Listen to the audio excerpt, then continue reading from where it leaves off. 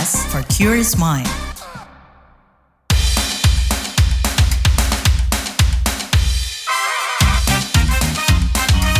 Kamu lagi dengerin podcast What's Trending. Halo semuanya, ketemu lagi di What's Trending bareng saya, Lea Vanessa. Kali ini Lea mau bahas mulai 2025 warga plus 62 ultah di kado medical check up. Yap, jadi mulai 2025 nanti pemerintah Indonesia bakal kasih kado buat warganya yang berulang tahun. Via Instagram, Menteri Kesehatan Budi Gunadi Sadikin mengumumkan kalau warga plus 62 yang berulang tahun akan mendapat hadiah berupa medical check up gratis. Hadiah ini diberikan kepada masyarakat Indonesia yang berulang tahun mulai 2025, tapi ada syaratnya. Selain berulang tahun, masyarakat juga harus menjadi anggota Satu Sehat. Budi pun mengajak masyarakat mendownload dan bergabung di aplikasi Satu Sehat ini. Program medical check-up akan berfokus pada deteksi dini penyakit berdasarkan kategori usia. Tetapi Budi menegaskan kalau screening kesehatan ini akan berbeda dengan layanan yang diberikan klinik dan lab swasta yang mencapai jutaan rupiah. Menanggapi ini, pakar kesehatan Universitas Muhammadiyah Surabaya, Dede Nasrullah, menilai program ini sebagai salah satu upaya pencegahan atau preventif sekaligus promosi hidup sehat. Dede memproyeksikan program ini bisa mengurangi anggaran pemerintah dalam hal pengobatan dan kuratif. Dede menyarankan jenis pemeriksaan MCU yang akan diberikan oleh pemerintah harus disesuaikan dengan jenis usia dan sasaran. Pemerintah juga diingatkan agar implementasinya sesuai dengan standar yang sudah ditetapkan oleh pemerintah pusat dan bisa dijangkau oleh semua pelosok di Indonesia. Kita bahas lebih lanjut setelah komen netizen plus 62 berikut.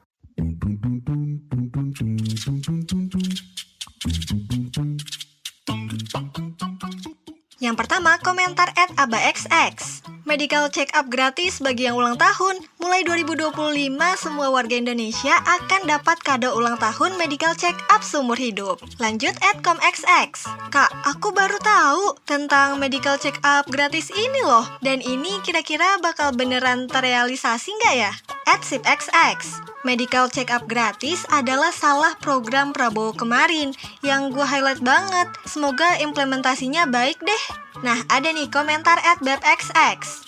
Dikala semua happy dengan wacana sekolah gratis, medical check up gratis, hutang petani dan lain-lain dihapus, ada Bu Sri Mulyani yang lagi pusing ngatur budget biar gak boncos. Semangat, Bu! @lxx. Medical check up gratis plus vaksin HPV gratis juga. Misal ada, pasti benar-benar sangat bersyukur. Nah, yang terakhir, komentar @stxx. Ih, mau dong medical check up gratis? Ya, gak apa-apa dewasa, fokus buat deteksi dini kanker. Tapi penyakit tidak menular dan atau penyakit metabolik bolehlah dicek juga.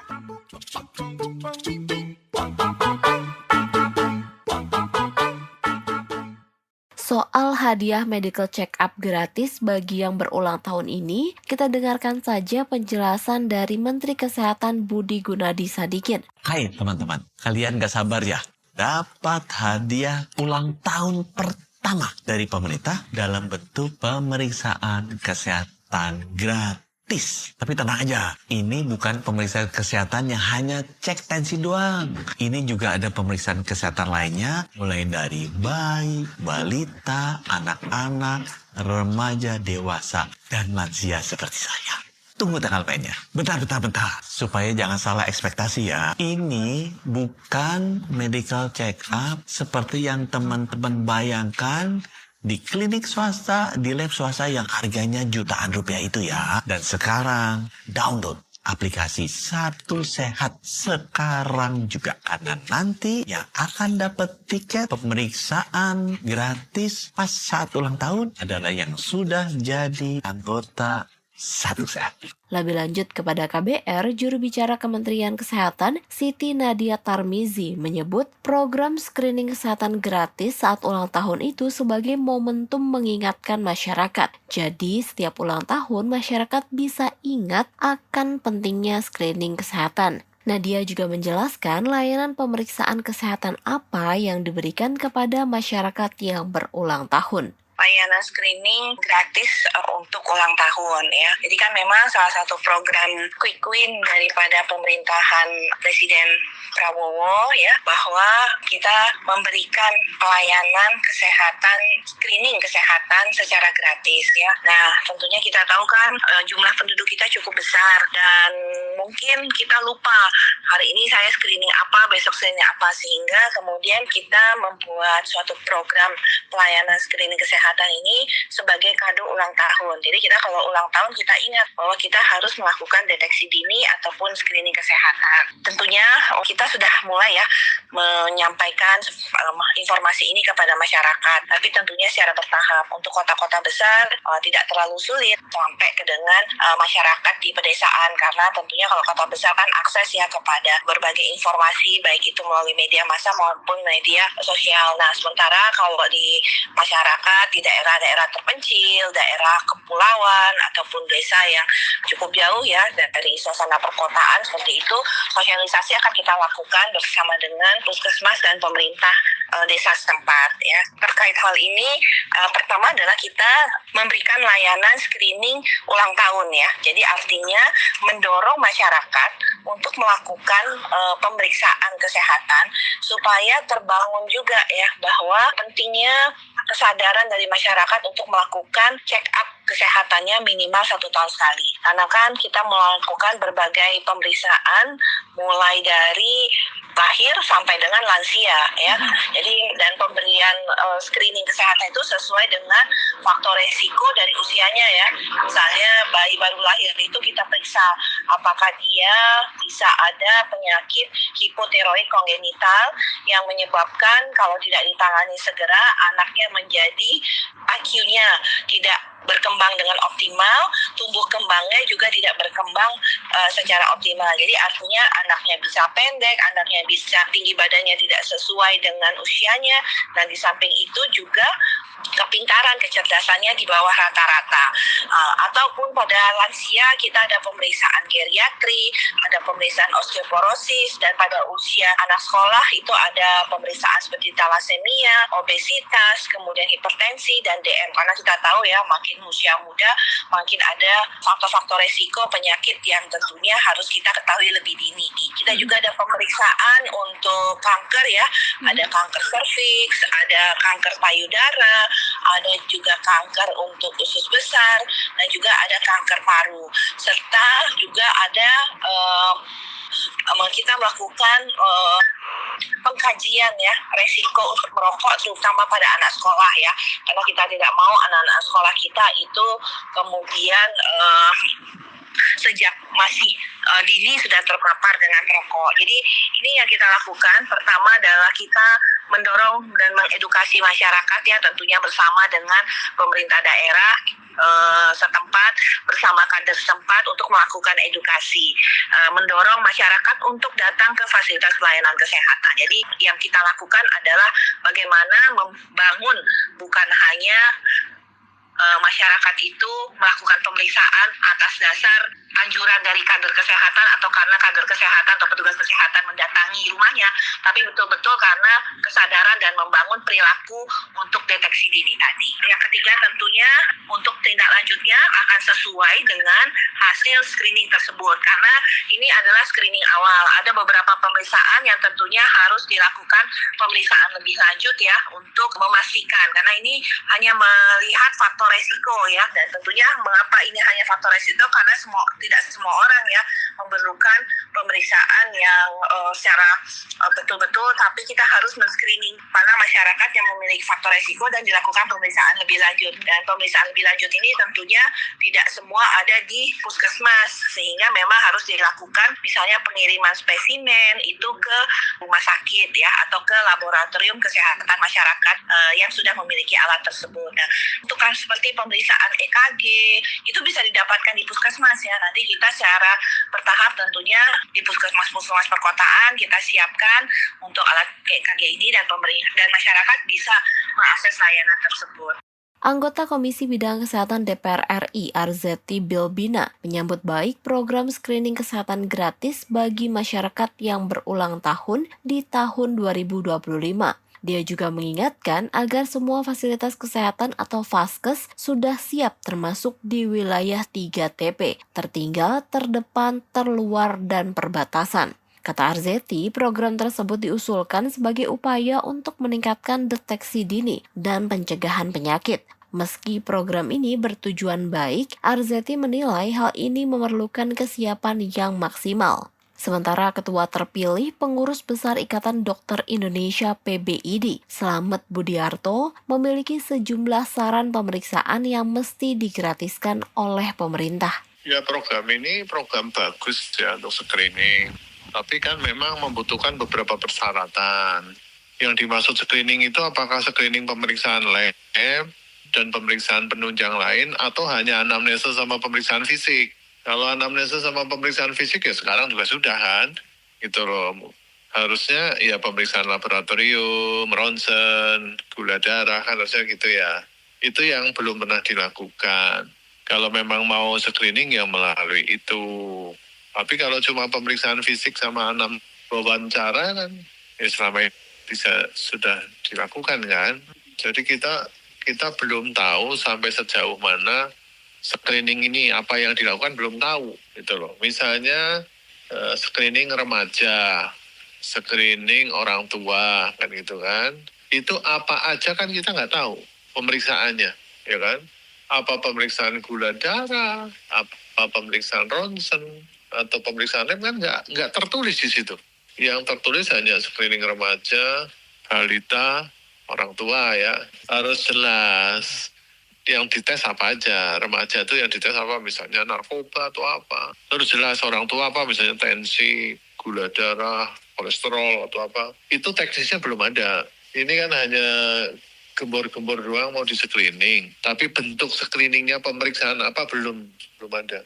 Koordinator Advokasi BPJS Watch Timbul Siregar menyoroti soal pencegahan penyakit di Indonesia yang masih kurang. Timbul mengatakan program screening ini sangat penting khususnya mencegah penyakit-penyakit katastrofik seperti jantung, stroke, ginjal, dan kanker. Bang Timbul, gimana sih Anda melihat medical check-up gratis ini yang diberitahukan via aplikasi Satu Sehat Satu Ulang Tahun? Ya, jadi menurut saya pertama itu sangat bagus ya untuk bicara kesehatan di awal atau di preventif pencegahan. Selama ini kan pencegahan kita kurang efektif sehingga kuratifnya banyak nih. Banyak, apalagi penyakit-penyakit tidak menular seperti katastrofik ya, ginjal, stroke, jantung, hemodialisis gitu ya, cancer dan sebagainya. Nah, jadi sangat mendukung sekali ada upaya untuk melakukan dari sisi hulu, dari sisi awal, dari sisi pencegahan gitu. Nah, tentunya ini yang menurut saya poin yang baik untuk dilakukan oleh pemerintah dan harus dilakukan terus. Nah, yang kedua, masuk pada ranah cerita bahwa sebaiknya ekosistem pelayanan kesehatan itu kan dijamin oleh JKN. Nah, pembiayaan itu kan nanti termasuk preventif, screening. Itu kan ada di BPJS Kesehatan di program JKN. Yang sekarang ada 14, termasuk penyakit-penyakit tidak menular. Dia tidak hanya MCU, tapi screening yang lebih kepada seluruh peserta kan gitu. Kalau ini kan MCU-nya kepada yang ulang tahun gitu ya. Nah, tentunya saya sih melihat bahwa program yang baik ini harusnya diintegrasikan dengan program JKN. Karena pertama, ini lebih efektif, efisien. Anggarannya lebih bisa nanti ditaruh di program JKN sehingga dia lebih banyak, bisa lebih efisien biayanya. Kalau dia dikerjakan sendiri, maka pemerintah kan yang bayar langsung gitu kan kepada swasta dan sebagainya atau ke rumah sakit dan sebagainya kan gitu. Nah, dia akan punya irisan dengan si BPJS Kesehatan gitu loh. Si BPJS Kesehatan di program JKN kan menyelenggarakan screening. Nah, ini kan screening sama MCU relatif sama. Nah, kalau si screening ini kan tidak menunggu tanggal lahir. Ketika dia merasa kurang sehat, dia bisa gitu. Nah, kalau yang MCU kan menunggu tanggal lahir gitu. Misalnya sekarang saya tanggal lahirnya di bulan Februari. Nah, sekarang saya masih di bulan November. Saya mau MCU, saya harus nunggu dulu. Nah, kan nggak bisa segera kan gitu. Kalau dia diintegrasikan dengan JKN, dia bisa langsung. Dan harganya kan relatif bisa di-blended dengan anggaran preventif di JKN ditambah dari pemerintah supaya efisien dan efektif. Nah, kedua, menurut saya kalau dia sendiri, kan kalau MCU nanti kan misalnya dilihat, oh ada flek nih di paru gitu ya, kan MCU harus diikuti dengan kuratif, kan gitu. Nah, kalau dia bukan peserta, kalau dia tidak menjadi peserta JKN, kan dia akan membayar sendiri. Dia cenderung begini, ya sudahlah MCU-nya ada, tapi saya karena nggak punya duit, saya nggak mau lanjutin ke kuratif. Nah, proses kuratifnya juga kan mungkin nggak sehari 2 hari gitu. Nah, artinya kalau dia diintegrasikan dengan JKN, selain nanti produk MCU-nya ada indikasi medis harus ditangani, dia langsung bisa dilanjutkan. Sehingga pencegahan yang punya masalah dilanjutkan dengan kuratif. Nah, ini yang menurut saya kembali bisa menjadi bagian yang terintegrasi gitu. Tidak lagi dijalankan sendiri. Jadi semangatnya baik, tapi dia tidak mau masuk dalam ekosistem JKN gitu. Yang memang di dalamnya juga JKN kan punya screening, punya MCU. Nah, tinggal ditingkatkan screeningnya. Nah, kepada masyarakat kita, peserta gitu. Yang memang tentunya harus diberikan kepada seluruh orang dimanapun gitu. Tidak harus menunggu hari ulang tahun. Karena penyakit kapan datang, gejala ataupun kurang sehatnya kapan kan kita nggak tahu gitu. Nah, oleh sebab itu yang nanti bisa kita dorong bahwa proses pencegahan ini lebih tersistematik kan gitu. Lebih masif, lebih berkelanjutan. Ya, adaptif artinya juga dia bisa tidak menunggu pada saat itu, adaptifnya lebih gitu kepada momen, kepada si pekerjanya, si masyarakatnya, waktu yang gejalanya gitu. Nah, kalau penggunaan aplikasi Satu Sehat sendiri ini udah masif nggak sih Bang? Yakin nggak sih kalau pemberian lewat aplikasi ini semua masyarakat yang membutuhkan khususnya itu bisa terjangkau? Nah, itu juga sekarang juga terkait dengan pengenalan. Ini kan JKN relatif sudah dikenal dibandingkan dengan aplikasi yang diselenggarakan pemerintah, Kementerian Kesehatan. Nah, jadi bicara penggunaan utilitas itu kan terkait dengan pemahaman, terkait dengan pengetahuan. Nah, ini yang akan ada proses mengedukasi lagi gitu, sehingga dia tidak langsung mudah untuk dilaksanakan. Nah, kalau dia diintegrasikan, tinggal prosesnya oleh JKN lebih dikaitkan. Dan menurut saya, data yang lengkap itu ada di JKN gitu loh, dibandingkan dengan Satu Sehat gitu. Nah, ini kan JKN itu kan sudah memiliki riwayat penyakit rakyat Indonesia. Nah, ini yang juga nanti bisa menjadi bagian dari proses MCU yang lebih terintegrasi gitu. Nah, ini kembali, kalau dia Satu Sehat, agak beda lagi, dia kan nggak punya riwayat karena yang ada JKN. Jadi nanti bisa berkolaborasi, bisa terintegrasi seperti itu. Nah, jadi kembali semangatnya baik, tapi bagaimana harus dikaitkan dengan proses preventif, tidak lupa dengan kuratifnya, karena belum tentu semua orang yang di MCU itu sehat semua, enggak. Pasti ada juga yang harus ada indikasi ditangani secara lebih fokus ya, karena dia ada flagnya dan sebagainya. Nah, demikian juga dengan terkait masalah-masalah pengelolaan dananya dan sebagainya. Kan kalau diintegrasikan ke JKN kan dia bisa langsung, bisa dikoordinir dan sebagainya. Sehingga pemerintah tidak menjalankan lagi, dia tinggal menciptakan regulasi aja. Dia tidak melakukan operasionalisasi. Nah, kalau medical check-up yang diberikan kan katanya bukan yang lengkap seharga jutaan rupiah kalau di klinik atau lab swasta gitu ya Bang ya. Nah, ini cukup nggak nih buat masyarakat? Ya, menurut saya sih, yang nggak kayak MCU yang masuk seluruhnya langsung kan gitu kan. Ya, itu yang berbiaya mahal. Menurut saya juga pemerintah nggak begitu. Nah, cuma memang kita harus lebih fokus pada penyakit-penyakit yang memang banyak nih, misalnya katastrofik tadi, yang membutuhkan biaya besar, yang mengakibatkan posisinya jadi terminal gitu. Kalau terminal kan udah tinggal selesainya aja, mohon maaf ya dengan segala hormat, bukan kita mendiskredit, tapi ini kan harus diantisipasi gitu. Kalau MCU yang mau semuanya kan ya kebugarannya semuanya kan gitu ya, artinya, nah menurut saya sih nggak begitu dari pemerintah juga. Nah, jadi itu nggak jauh beda dengan screening yang dilakukan oleh Permenkes 3 2023 yang dilakukan oleh program JKN. Di Perpres 59 ada 14 jenis screening. Nah, kalau dananya itu nanti dikumpulkan, kan bisa ditambah screening. tidak hanya 14. Kan yang fokus sekarang 14 tuh penyakit-penyakit tidak menular, penyakit-penyakit menular yang TBC iya, tapi penyakit tidak menular kan lebih. Kalau kita perhatikan kan penyakit-penyakit yang di BNJKM kan lebih banyak kepada katastrophik yang tinggi, jantung paling tinggi, cancer, stroke, dan hemodialisis. Ini kan penyakit-penyakit yang makan biaya besar. Jadi kan screening itu kan untuk mengantisipasi satu supaya dia bisa kalau ada gejala bisa ditangani segera supaya tidak menjadi lebih gawat kan gitu. Dan juga untuk menurunkan tingkat pembiayaan dan sebagainya seperti itu. Jadi yang menurut saya sih MCU yang dilakukan pemerintah tuh nggak seperti kita. Saya yang mohon maaf ya, perusahaan tuh ya setiap karyawan di MCU yang secara lengkap gitu. Kita juga pasti ngelihat kemampuan fiskal negara kan gitu.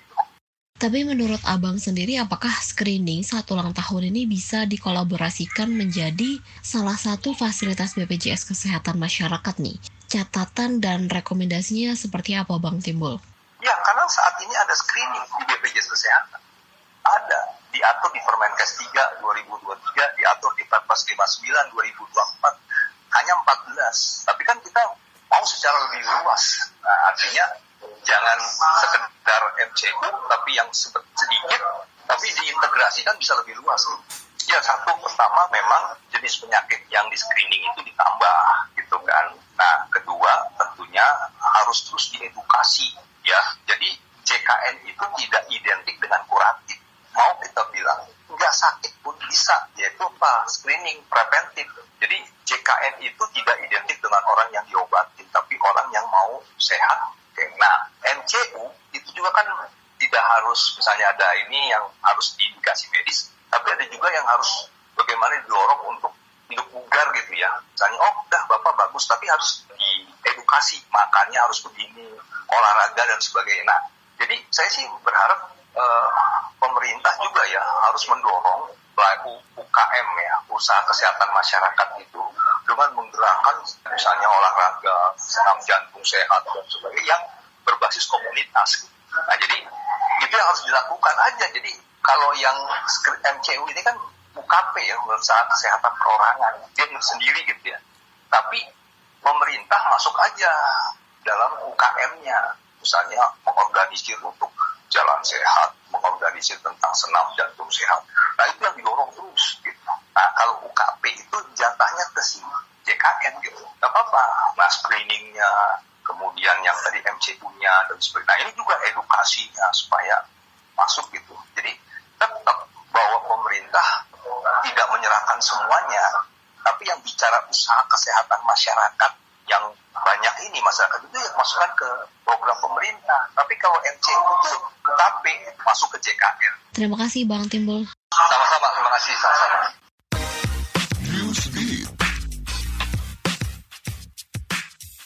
Access to Nutrition Initiative atau ATNI menerbitkan laporan soal perusahaan makanan dan minuman terbesar dunia yang diduga menjual produk-produk kurang sehat di negara-negara berpendapatan rendah atau miskin. Laporan ini membandingkan penjualan dengan negara-negara berpendapatan tinggi atau kaya. Melansir Reuters, di antara 30 perusahaan yang diteliti, produk yang dijual di negara-negara berpendapatan rendah mendapat skor lebih rendah ketimbang negara seperti Australia dan Selandia Baru. Laporan ini juga menyuarakan kekhawatiran akan kualitas gizi produk dari perusahaan multinasional besar. Laporan ini juga menyerukan negara-negara dengan pendapatan rendah lebih waspada dengan produk-produk yang beredar di negaranya. Setelah jaminan pembebasan ditolak, PDD kembali berjuang keluar dari penjara Brooklyn. Pihak PDD menawarkan uang jaminan 50 juta US dollar atau setara 791,5 miliar rupiah. Bahkan sang rapper juga menyodorkan mansion super mewahnya di Florida sebagai jaminan. Tak hanya menawarkan jumlah jaminan besar, PDD juga mengajukan syarat-syarat penjaminan dirinya keluar, seperti pemantauan 24 jam non-stop, pembatasan akses internet dan telepon hanya untuk keperluan hukum. PDD juga mengajukan diri dikurung di rumah mewahnya di Miami atau New York, tapi tetap saja pengadilan menolak segala jaminan yang ditawarkan pihak Didi. PDD tercatat sudah sekitar 2 bulan mendekam di penjara imbas tuduhan perdagangan manusia dan serangkaian tuduhan kejahatan lainnya. Agensi Jisoo Blackpink, Blissoo, membantah adanya kabar sang artis bakal comeback solo sebagai penyanyi. Penggemar Blackpink, Blink, nampaknya masih harus bersabar menunggu kabar, lantaran pemeran Youngro di drama Snowdrop itu tengah fokus dengan karir aktingnya. Dari semua member Blackpink, Jisoo lah satu-satunya member yang fokus dan mengambil jalur karir di dunia akting. Sedangkan Jennie, Rose, dan Lisa aktif sebagai penyanyi solo. Kabar Jisoo bakal mengeluarkan lagu baru berasal dari media lokal di Korea Selatan. Jisoo dikabarkan sudah menyelesaikan rekaman lagu dan akan syuting MV di penghujung November. Padahal saat ini Jisoo tengah fokus pada karir aktingnya.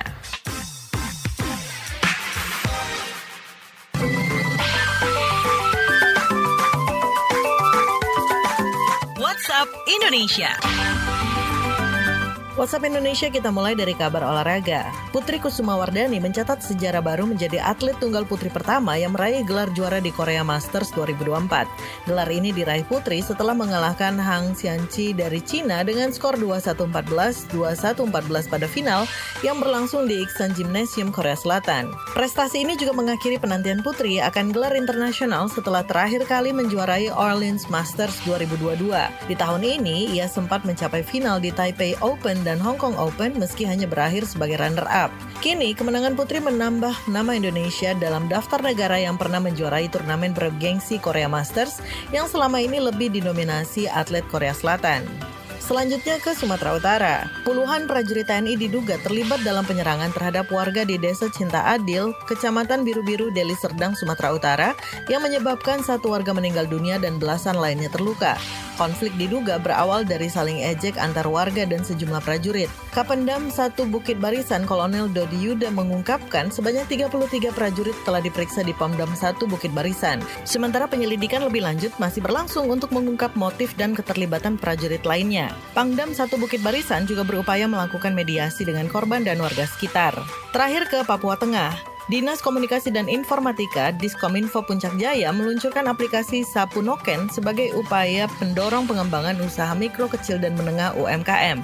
Kepala Diskominfo Puncak Jaya, Akbar Fitrianto, menyatakan aplikasi ini dirancang sebagai platform digital inovatif yang memudahkan masyarakat dalam memesan layanan dan produk secara online. Sapu Noken diharapkan dapat memperluas akses pemasaran produk unggulan daerah seperti buah merah, kopi mulia, produk ekonomi kreatif, dan kria khas Puncak Jaya. Selain itu, aplikasi ini dilengkapi dengan fitur yang mudah digunakan untuk pemesanan makanan, barang kebutuhan pokok, dan lainnya. Guna memaksimalkan penggunaan aplikasi, Diskominfo juga memberikan pelatihan penggunaan aplikasi dan pembayaran melalui KRIS kepada para pelaku UMKM setempat. Demikian WhatsApp Indonesia hari ini.